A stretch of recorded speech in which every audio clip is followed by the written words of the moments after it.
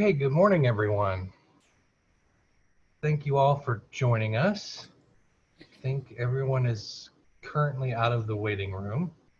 So let me move this over here and go. Okay. Just so everyone knows, we are recording this. So just want you to be aware of that. We have the great honor of hosting a couple of special guests this morning. We have Pam Curtis, who is state representative in Kansas. We have Carrie Engel, state representative here in Missouri.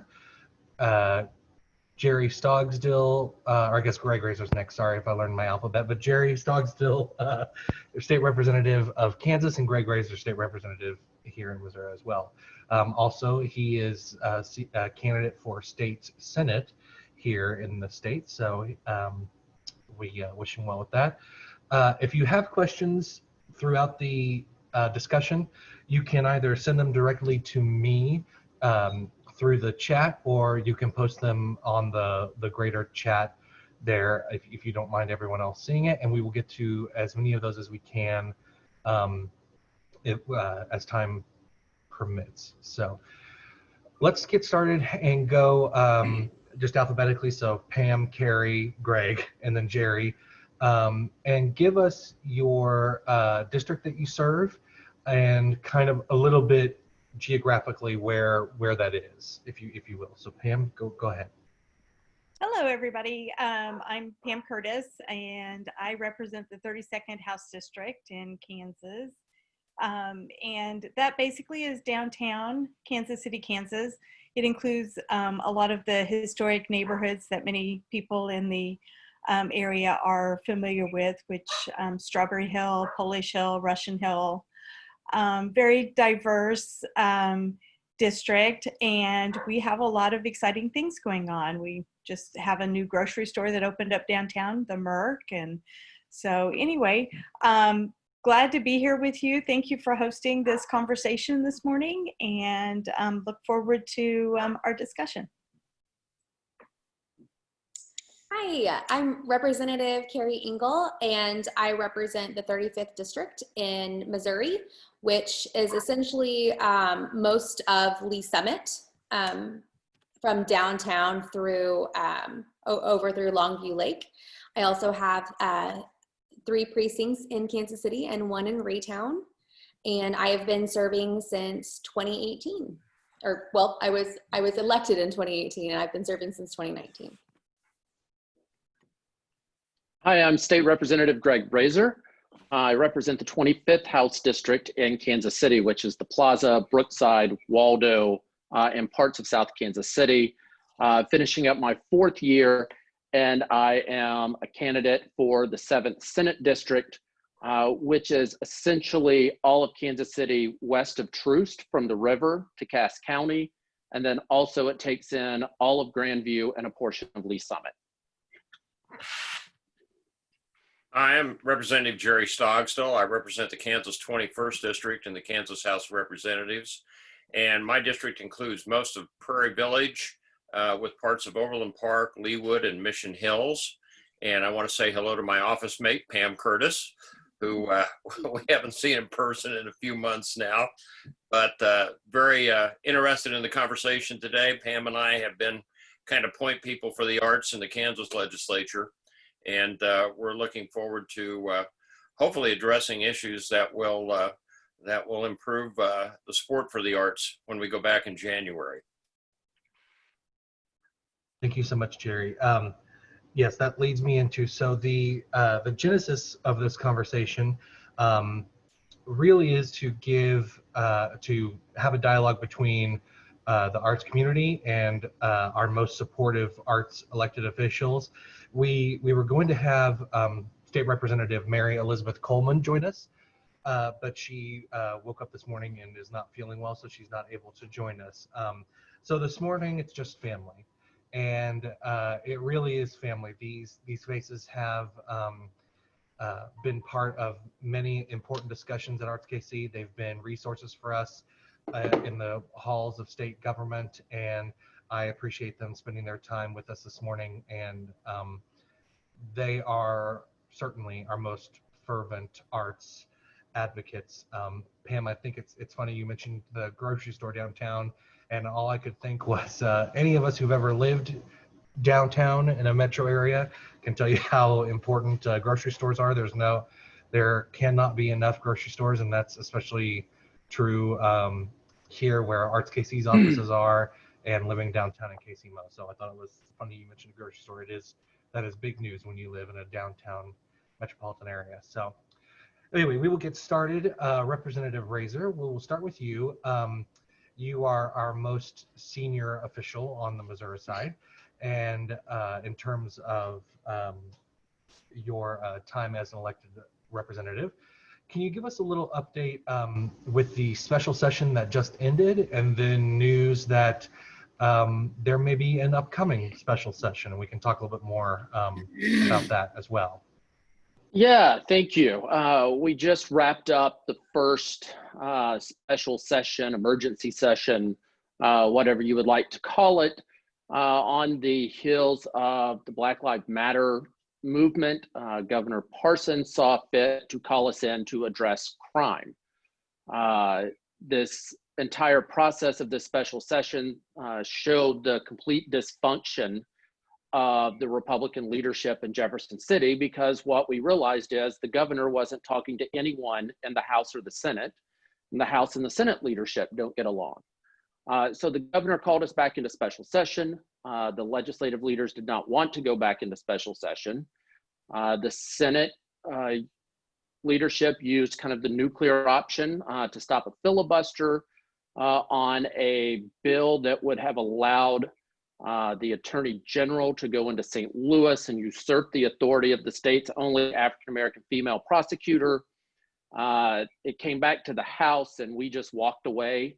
At the end of the day, the special session, which lasted for weeks and cost $200,000, accomplished two things. One, we kind of went over the voters of the people of St. Louis and said that they can't restrict their police force only to folks who live in St. Louis. And two, what started off as a good thing is we did set up a witness protection fund. So people who may want to come forward with information on a crime, it would be a witness protection fund. There's money from the federal government sitting there just waiting for us to ask for it. We did not ask for it. So what we accomplished is we set up a fund and then put no money in it. So it was a complete waste of time. It was complete dysfunction. And now it appears that the governor may be calling us back into special session again in early October to lift all liability for COVID from businesses. So if a business doesn't want to require masks, doesn't follow, health ordinances, and people get sick and die, it's not on them. So that's what we're looking forward to next. And I say that sarcastically. Yeah, I'm still getting used to muting and unmuting myself here. Can you talk a little bit about the funding aspect of the second session? I was under the impression that there might be potential for CARES Act funding to be, for the spending authority to be expanded in the second session. Greg, if you maybe aren't aware of that, maybe Carrie, you know more about that? Yeah, so as recently as yesterday, I'm hearing that a lot of leadership in both the House and the Senate don't want to do the COVID liability piece anymore. I'm not sure if that's, negative feedback from their own community leaders, or, what the situation is with that. They don't share that with us, but they are back to March and April when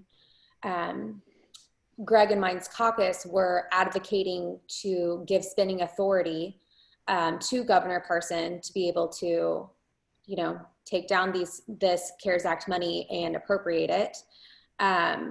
We were told that we would do that later, and so I guess that we're going to go ahead and do that in October, because we're sitting on a lot of CARES Act money that has not been appropriated to different counties. And he does need us to give him legislative approval in order to do that. So, 6 months later. Yeah, it should be noted, this CARES Act funding has funds from the NEA.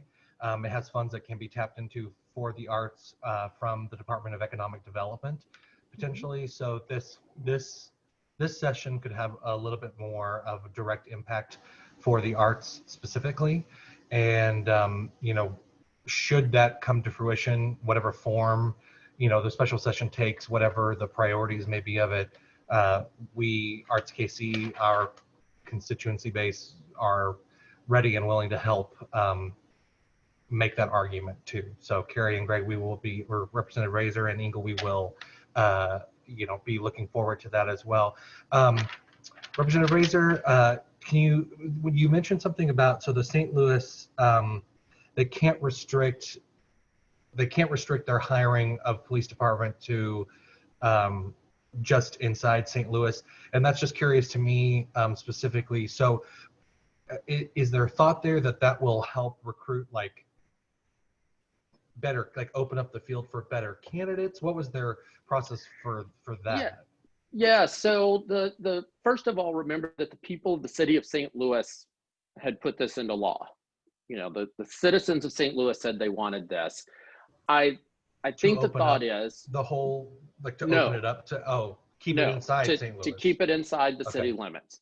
So I think it's important for us to remember that the geographic size of the city of Kansas City, Missouri, it's enormous.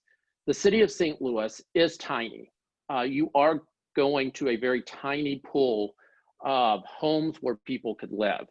However, at the same time, what this is bound to happen is folks from wealthy St. Charles County are going to drive into St. Louis, Missouri, policing those streets that they don't know, policing people that they don't know, and then taking those people's resources back to St. Charles County, where they pay their taxes that go to their schools. It is a bad idea. They tried to bring Kansas City, Missouri into it. No offense to our friends from Kansas, but we even tried to get, floated the idea of an amendment that said, okay, if you want to say that you don't have to live in Kansas City, Missouri, we should at least put a border on the state line. I don't want Missouri tax dollars going to pay for the Overland Park School District. Again, no offense. And thankfully we were able to keep local control here in Kansas City. In Wyandotte County, we have a residency program. So if you work for the unified government, that includes police and fire, you have to live within the county limits. And it's for all those same reasons, that it's important that you live in the community that you're serving, number one. And then number two, it's important that those tax dollars remain within your community. So for all those reasons, we've had a residency requirement in Wyandotte County for many years. Mm-hmm. And, am I muted? Yeah. If you think about the demographics of the two areas, St. Louis proper within the city limits, and then the demographics, especially, racially, since that's what we're talking about this session of outside that, something even going as far as to St. Genevieve County, that's there's a wide disparity there. So we'll be interested to see how that works out. Well, thank you for that update. And we, like I said, we'll be ready and willing to help with any kind of funding issues that come about. So we'll stay in touch for sure. Pam, I want to move to you in Kansas. I wonder if you could give, even predating my time here at Arts KC, there's been ongoing discussions, budgetary discussions as far as arts funding is related in Kansas, with some real success, some real wins. A great example of how state advocacy can really affect change and can make a difference. Can you give those who may not know on the call a history of how that's progressed and where we stand currently for, I guess, fiscal year 21? Sure. So a few years ago, Representative Stogsdill and we were able to advocate for an increase in the funding that went to the creative arts industry, which is located in the Department of Commerce in Kansas. And we're successful in getting that done.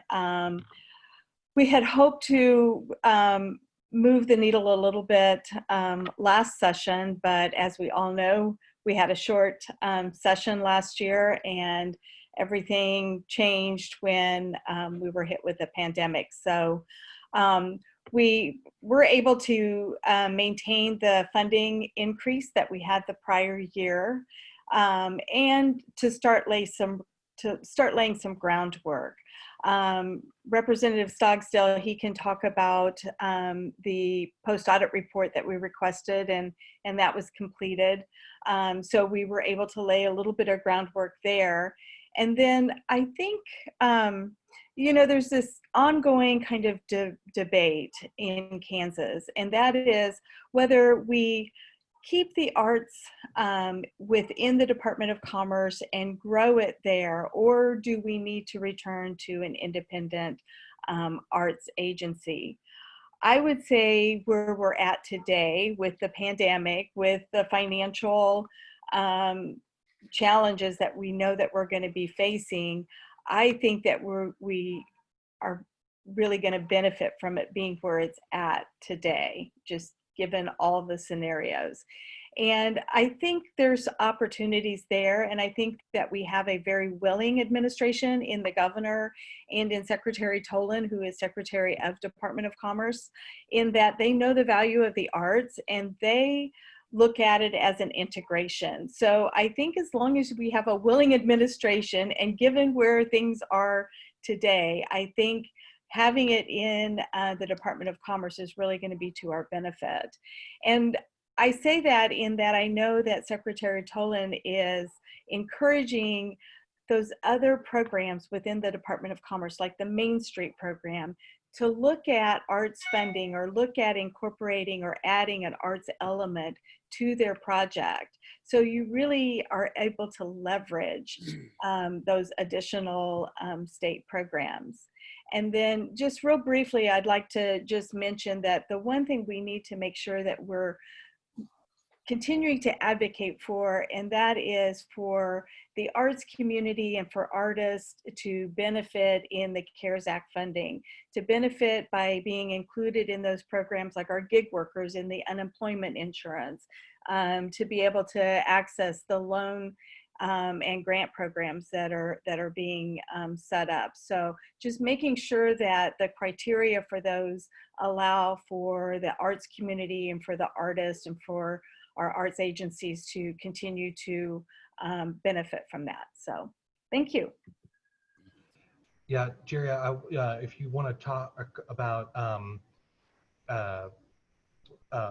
what Representative Curtis mentioned, go ahead. I just wanted to mention briefly, you know, housing and unemployment, it's so important, like what you said, Representative Curtis, especially here in Missouri, we saw with, you know, the governor's, admit someone here, with what the governor implemented as far as extending unemployment protections, but not, you know, not in a significant enough way that I think those who are self-employed really got back to a place of being, you know, being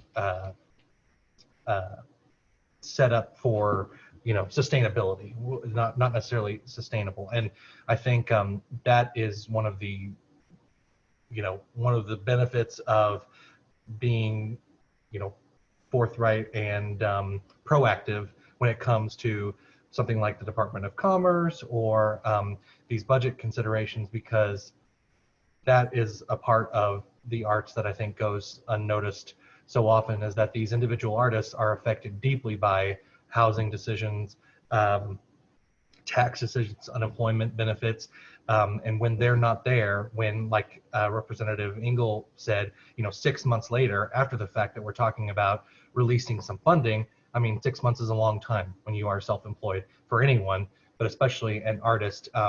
and those who may not have had all the mechanisms in place to be categorized perfectly as such, so that they're recognized in that way on a governmental level.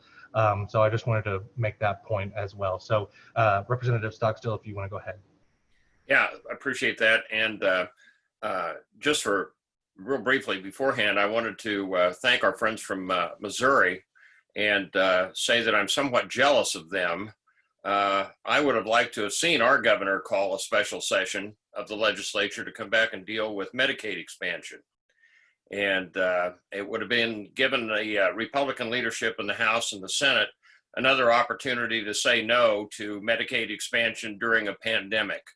Absolutely disgraceful this last year. And actually, I think you guys in Missouri owe us a big round of thanks for sending our tax money to Missouri to pay for your health care. So we're now Missouri, Nebraska, Colorado, Oklahoma all have Medicaid expansion, and yet we're sending our tax money to Washington to come back to you guys as state to help with your health care program. So kudos to Missouri for passing Medicaid expansion. I hope we have leadership enough in the Kansas House and Senate next year to have that same kind of wisdom.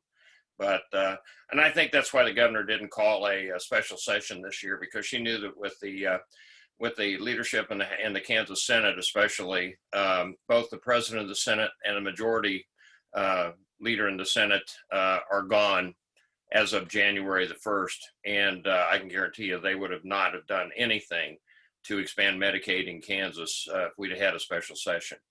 So yeah, we, on the arts part, I submitted a request to the post-audit group in Kansas to take a look at the economic impact of the creative arts industry in Kansas. And because I think my position is that nothing moves legislation in Topeka unless you can, hold on there, unless you can justify it economically. And I wanted to show what the economic impact of the creative arts industry was on the Kansas economy. And the report that was sent back, they supposedly had 4 auditors on this for 4 months, and I was not very impressed with the report, and I don't think it really gave a true picture of the economic impact of the creative arts industry in Kansas. Fortunately, we were kind of saved by Brookings report, I think. And if you guys haven't seen this Brookings report, you need to get a copy of it and read it front to back. It's called Lost Art: Measuring COVID-19's Devastating Impact on America's Creative Economy. And if you haven't seen that, go to the Brookings website and just under the search engine, just put in Lost Art. It'll take you right to that report. It is a fantastic report, and it really gives a very strong picture as to how important the creative arts industry is to our economy. And I will post that research in the chat. We have a link to that on our website, and I will post that right now. Yeah, I think every legislator who's interested in the arts ought to have that in hand as they're walking through their Capitol buildings next year, because it really, really shows the economic impact. And I've just got a couple of tables out here to read. It said the estimated cumulative losses for creative occupations by state, this was just April to July, in Kansas was 17,664 jobs and $458 million in lost revenue. And in Missouri, it was 37,130 jobs and $1 billion in revenue. So, I mean, that's pretty staggering. And the estimated cumulative losses for the creative industries by state, April to July, was jobs, Kansas, 19,332, sales, $574 million, Missouri, 43,083 jobs with $1.5 billion in lost revenues. So I think if we're going to get our message across that the creative arts industry is not only a quality of life issue, and that's another thing that Pam and I pointed out time after time in Topeka, that companies are not going to come to a place that is an absolute cultural wasteland. They have too many options. And for 8 years, I was president of the trade association for all the high-tech industries in Kansas and Missouri. And those are the kinds of companies each state wants to attract to become a part of their economy. And I can guarantee you those kinds of companies will not come to a place where there is not a strong cultural atmosphere that they can locate in. So it is a, as I say, a quality of life issue. I mean, my gosh, my wife and I were talking about that the other day. We haven't been to a museum, movie, art gallery, play, or concert since March.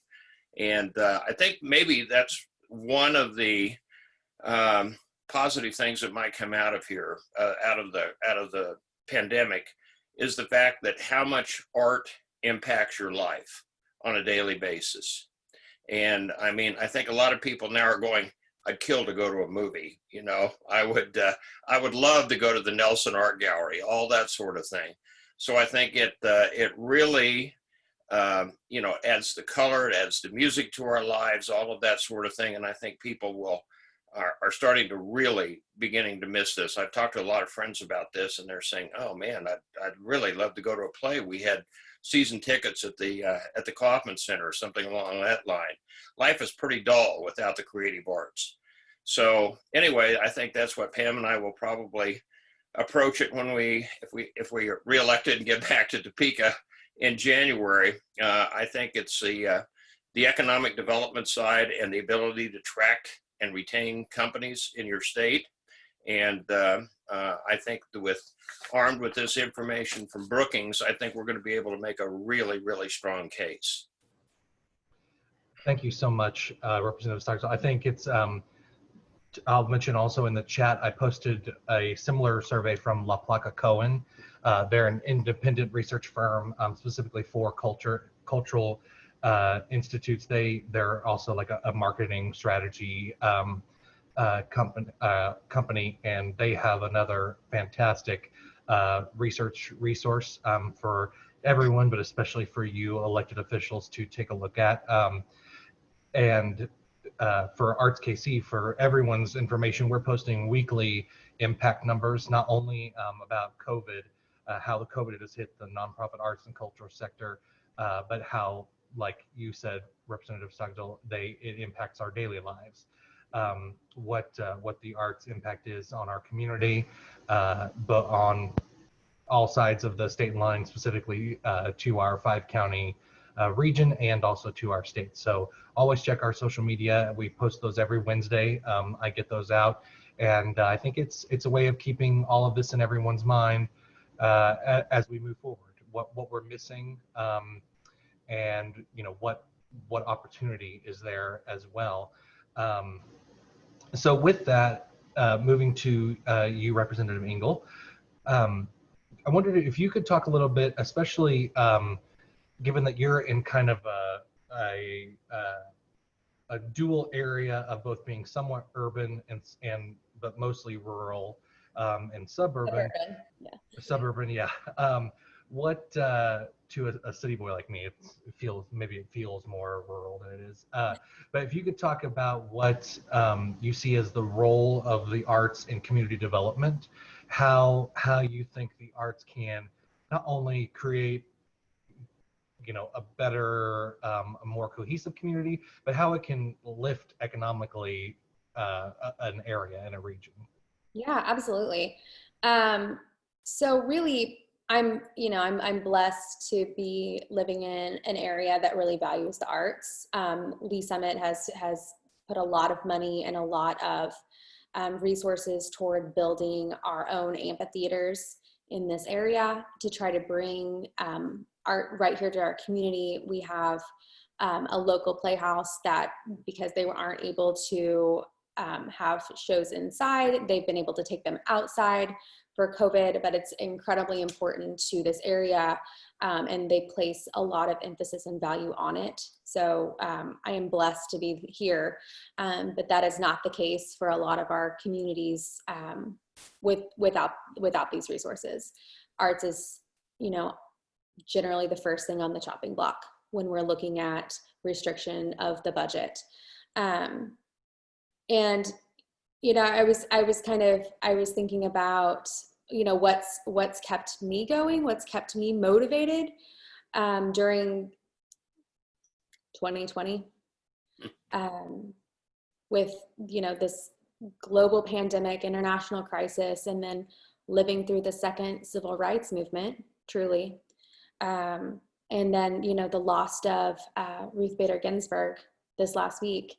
And it's really been, it's been the arts, whether it's been people, painting beautiful murals to try to speak to the disturbances that we're all feeling and to provide hope. Or it's songs that are people are recording in their homes that are going viral. You see all of the expression and the humanity in all of us through the way we express ourselves creatively and what we're drawn to. And so that's been pushing me as we go. But I wanna get back to something my friend in Kansas, Representative Stogstill, said about being jealous of Missouri. I want you to hold back a little bit on that, because I want to remind you that Medicaid was only expanded because of our initiative petition process. Yeah. It's not expanded by our legislature.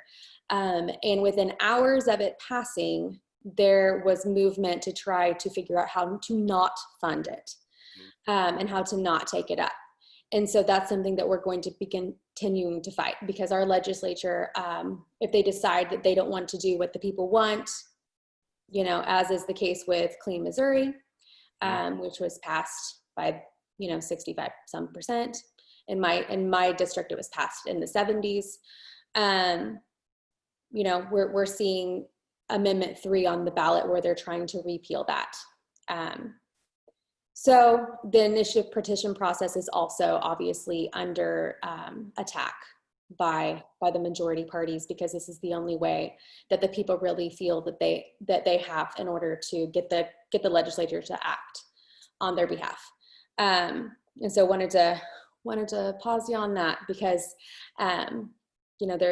there's still no appetite to fund it, even though that the revenue that we would receive from expanding Medicaid would be astronomical. Yeah.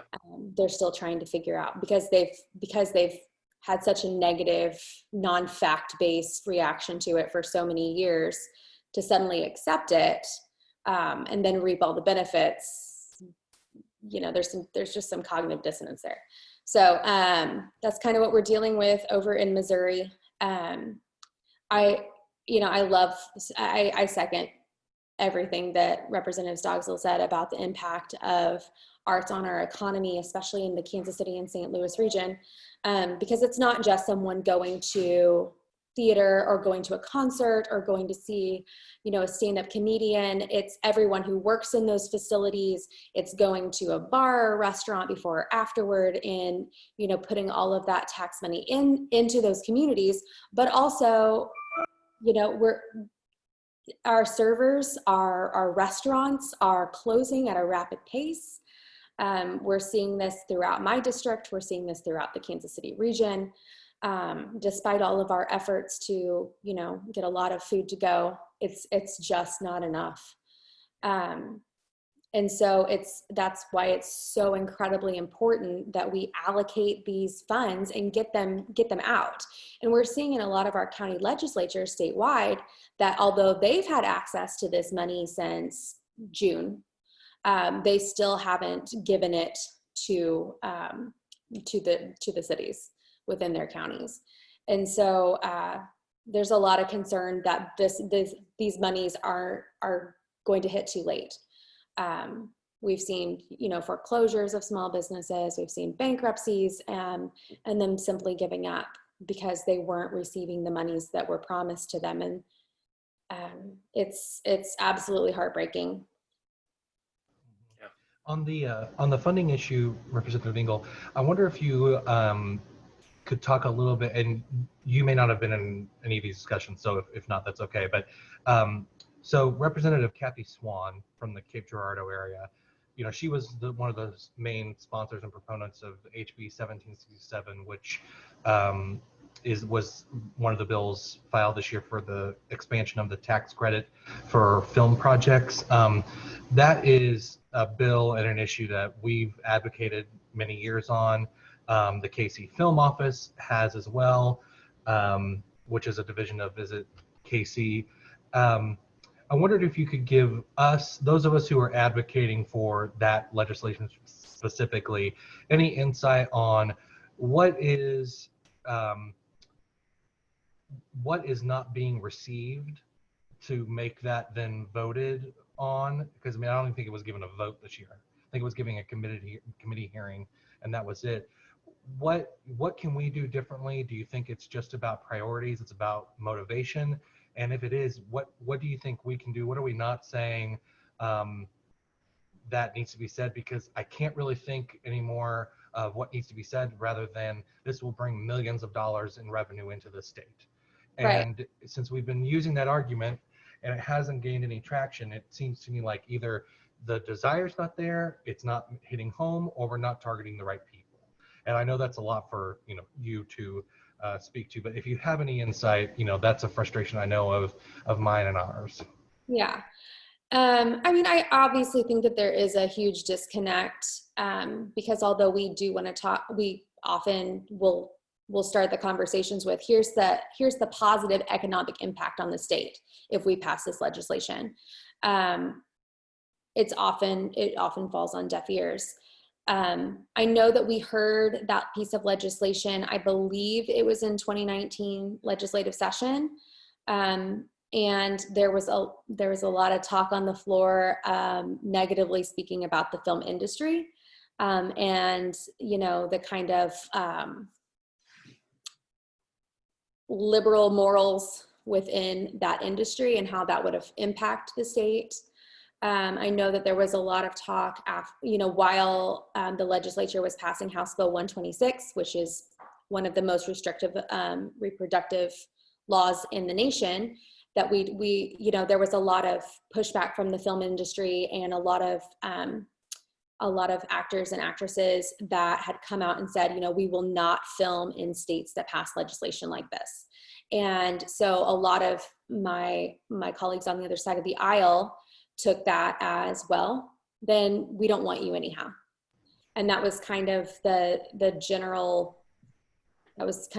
feeling was, Go ahead. no, that I mean, Yeah. So cultural. It's a cultural war. Are you not seeing then like connections made from the legislators, like to states like North Carolina, like the devastation of the economy there after, their restrictive abortion, bills? And I mean, this isn't about abortion, but the impact of that. We're talking about economic development here through Right. mechanisms of the arts, right? That the arts can bring. And so are you just not seeing the connection between, what can happen in states like North Carolina to here? Is it like, oh, that won't happen to us because we're different somehow? Or do you think they think we have other industries that can be supplemental to whatever hit, like, timber and or refinery, stuff like that? Is that the thinking behind that? I think partially, yes. I mean, and Greg can speak to this too. One of the things that we talk about when they won't pass legislation like Mona is that this is one of the things that keeps industries from coming to Missouri. Mhm. One of the things that we talk about when they refuse to fund our infrastructure is that this is one of the things that keeps businesses from coming to Missouri. If we don't invest in the things that bring industries to Missouri, and we just continue to cut cut income taxes, we're going to end up being one of the poorest states in the country. And which of course then affects, our education system. I mean, everything that revenue is based on. Yeah. And I think, I mean, I'm sure you can attest this too, with when I'm at home, Netflix and chilling, and I'm watching, one of the true crime documentaries that I love. I mean, I'll watch a series of something and there'll be out of 10, 3 or 4 of these crazy cases that occur in the state. And there's nothing inherently, bad about the state, but because of, and this is just to kind of exemplify how this, trickles down into other areas. There's nothing inherently crime driven about our state, but yet 3 or 4 of these 10 series, episode series occur here in the state. And I know Kansas, they has, similar problems in some ways. So so you think it's just that there's a dissonance between the reality and the perceived, like, what future could be with funding issues, especially like that, basically, like, causation is not necessarily, or correlation is not causation. Yeah, I mean, I absolutely think that there is a disconnect, and there's a refusal to look at what other states have done successfully and unsuccessfully. We consistently fight our legislature, who views, a lot of Brownback's decisions as being good ones, and that it was just, incidental or coincidental that they were a huge failure. That's something that we're constantly fighting against. They view that the only way to bring businesses to Missouri is to reform tort, and to continually to slash income taxes. So that's, yeah. Is putting Yeah, it I was very, gonna say, Representative Razor, if you want to, yeah. Yeah, if I can jump in on that, I think it's important to keep this in mind, that when we're talking about the majority party in Jefferson City, it is not the same party that it was even 10 years ago. I have friends who were in Republican leadership in Jefferson City 10 years ago who privately tell me, I don't know these people anymore. I don't understand. They won't invest in education. They won't invest in roads and bridges. Their answer to everything is cut more taxes. And just what Carrie said, where our version of Brownback might be smarter than the actual version, is instead of ripping the bandage off all at once, they're pulling it out hair by hair. I am very confident that there are a sizable hunk of the Missouri legislature that when COVID hit and the economy went south and we're going to have to slash our budget, they became giddy with excitement. This is something that they have wanted for a very long time. And we're talking amongst family here. And I would say this to the arts community. I would say this to every group I talk to. Don't be hopeful when it comes to the budget this upcoming session. That's just the hard reality. We're going to have to balance the budget. They have tax cutted us to a point where we can't withstand a setback like this. And so whether it's the arts, whether it is education, whether it is healthcare, things are going to be terrible this session, and that's exactly what they want. They're behind the scenes. They are giddy today because of what we're about to have to do. Representative Razor, so we've got a couple of questions here in the chat, so I just want everyone to know I'm not I'm seeing those, and we will get to some of those. But Representative Razor, you're in a unique position because you are running basically for a promotion, for a bump up into a smaller body of governance in the state. Can you talk a little bit about specifically how that would change for you, what that would mean in terms of your governance ability, your governing ability, and then also what that would do in relation to some of the legislation you've been a big proponent of since you've been there, specifically Mona, but it does predate you in Jefferson City. Obviously, the arts and the LGBT community are closely linked, and so I think that would be, it'd be interesting to hear your perspective on that. Are you saying the gays like art? We do like art. Yeah, so hopefully in 3 days, I will officially be elected senator. what that means is Missouri has one of the largest gaps between the size of our House chamber and the size of our Senate chamber. So instead of being one of 163, I will be one of 34. You also add into that the power of filibuster, and really senators work together much more than happens in Jefferson City. Senators work more together in Jefferson City than senators do in Washington, D.C. So it does give me a lot of sway. As far as a bill like Mona passing, I think I can start to move that forward. The more important thing I can do is stop the really bad anti-LGBT stuff from coming through. This past session, we saw over 20 anti-LGBT bills filed in Jefferson City. That was more than any other state. And while everyone will keep having to fight so that I don't have to do this every time, I can just walk on the floor and say, no, we're not doing it. And I will just, talk until I fall over. So that's an exciting piece, is knowing that for the next 4 to 8 years, we can stop that in Missouri. There was something else you asked me, and I totally lost it. No, that was it. What would change basically from your perspective as you move to senator, and then Mona as it relates to that as well. So thank you for that. We're running short on time. I want to ask our Kansas officials, and Missouri, you can answer as well if you want to, but I want to give Kansas the first opportunity. What can the arts leaders do related to relief funding? What can we do to impact the relief funding that may be available? What can arts education advocates begin? How can they begin the long-term impact? Representative Stogsdill, if you want to take that first.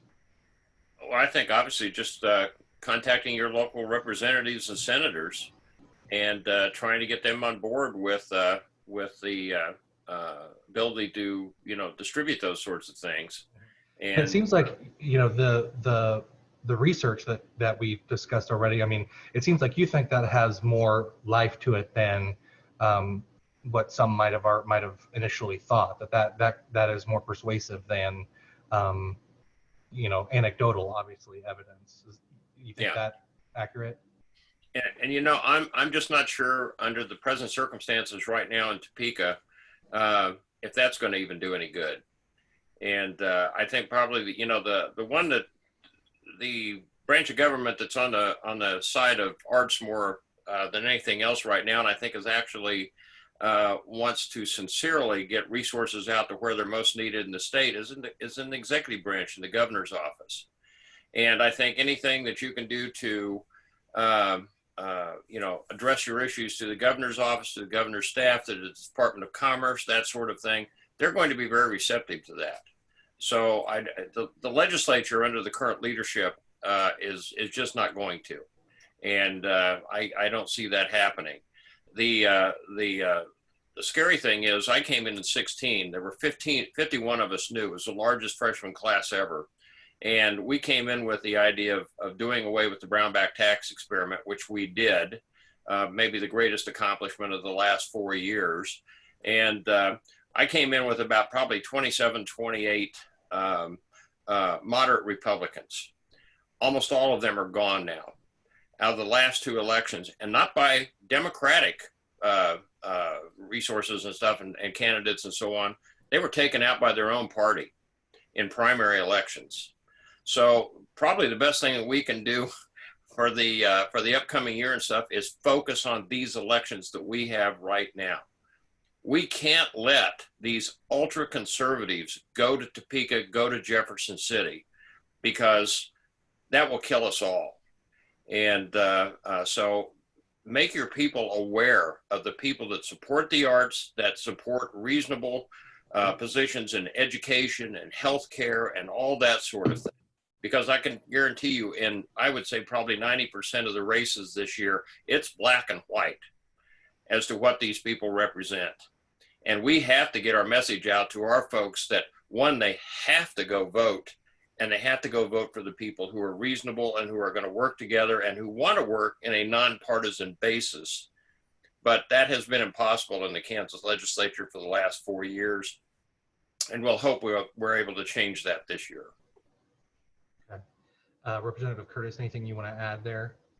Sure. Just a reminder that the COVID money that we are receiving currently has to be spent by the end of this year.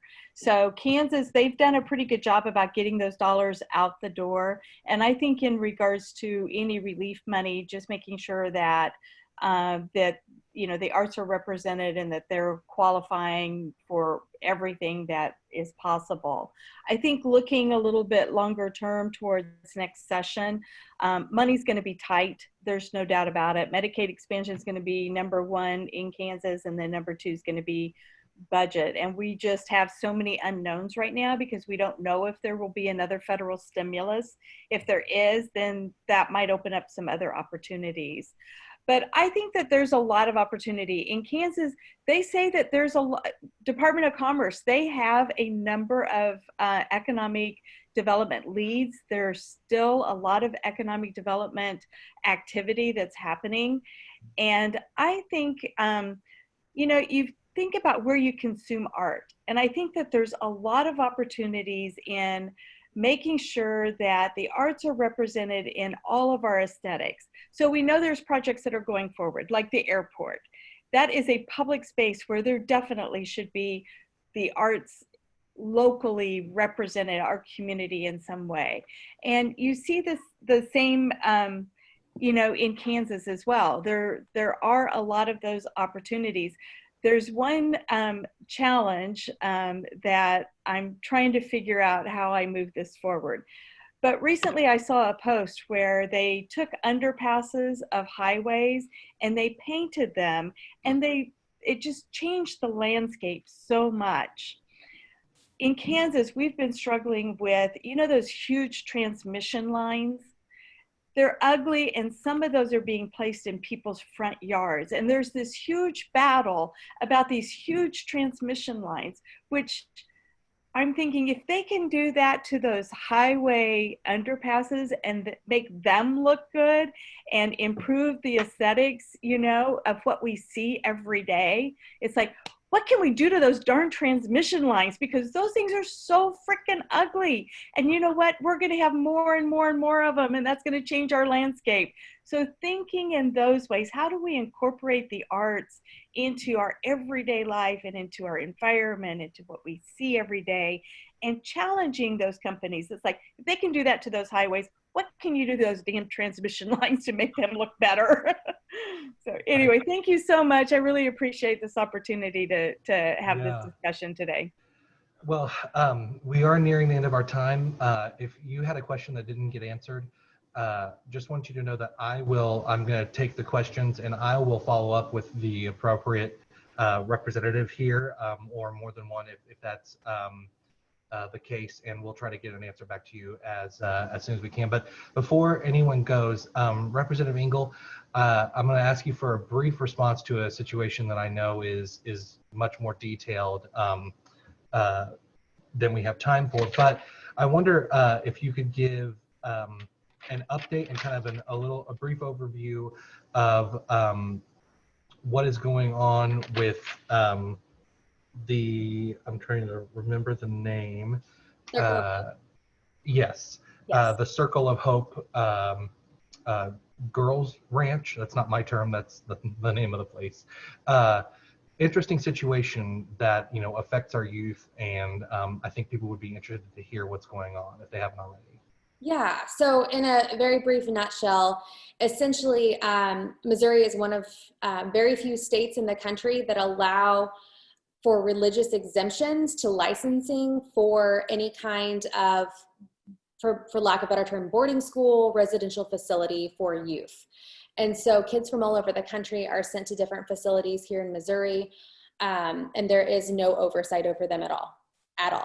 And so the Kansas City Star is in the process of doing a series of investigative reports on a particular school called Circle of Hope that has numerous substantiated reports for child abuse and neglect, and remained open, and those perpetrators of that child abuse and neglect continue to have access to kids.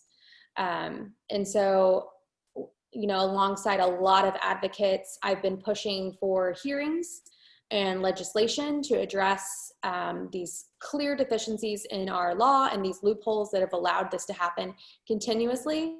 And I've learned throughout, the week and a half that I've been involved in this, that there are dozens of these facilities in Missouri that are subjecting kids to the most horrific things that you can possibly imagine. And so it's looking like we are going to have some hearings the first week of October, probably around the same time that we have special session. But it's one of those things where I'm having to continuously push because there is a lot of pushback. Unfortunately, when you uncover a situation like this, it's kind of like lifting an old bucket, a lot of roaches are gonna scatter out. And so they're trying to hide all the roaches before I can find them. And so I'm just trying to bring light to this situation and ultimately do what's best for all children, but particularly the children of this state. And when kids come from other states, which is generally the case in these situations, they are the responsibility of Missouri. And so it's absolutely unacceptable. It's deplorable. And frankly, none of us should stand for it. And so hopefully we have the legislative appetite to push through a good solution that will help be a stopgap and make sure that this doesn't happen again. Mm-hmm. As someone who was born and raised in the southern part of the state where a lot of these are housed, I can attest that they are real, that I've seen them, that they are as intimidating and scary as they sound. And we wish you all the best on that, Representative Engel. I've put in the chat a slide, an image that talks a little bit about our next session. Next week, we will be discussing Amendment 3, which we kind of touched on briefly here, what a yes or no outcome would mean for the state as far as the reconfiguring of Clean Missouri that was passed several years ago. That will be with Mary Timmel of Jobs with Justice. She'll be here to present on that. One of the foremost experts on what was Clean Missouri, the transition, and then this proposed ballot initiative now. So I hope that you'll be able to join us. That link will be posted on social tomorrow and in the Insider. So look out for that as a way to sign up and register for that event. So thank you so much to all of our guests, to our elected officials. I mean it when I say that it's family. These are our 4 biggest advocates in both state houses, and we are so grateful to them today specifically, but always. So with that, Dana, if you have any last words, otherwise we wish everyone a good Tuesday. Go ahead, Dana. I just want to thank everyone for their time and for your deep and relentless advocacy. Do not hesitate to let us know how we can be of greater service and a better partner. Absolutely. Yep. Can I throw one thing in before we leave? You bet. Just to make sure, at least on the Missouri side, I'm not sure about the Kansas side, but today is the first day that you can absentee vote. If you live in the Kansas City portion of Jackson County, you can go to Union Station. You can go to Independence and Eastern Jack. Check out the Clay County, Platte County Election Board. I'm not sure if it started on the Kansas side yet. If you care about Medicaid expansion being implemented properly in Missouri, then we need an executive who cares about Medicaid expansion. So you have a choice to make. If you care about which United States senators are voting on which Supreme Court justices, you have a decision to make in Kansas. And then we all have a decision to make for President of the United States. Every 4 years, candidates say that this is the most important election of our lifetime, and it's never been true until now. So get out and vote, get all of your friends to vote. This one's too important. Yep. Thank you. Absolutely. Okay. Well, thank you so much to everyone, and have a great Tuesday. Take care. Thank you. Bye-bye.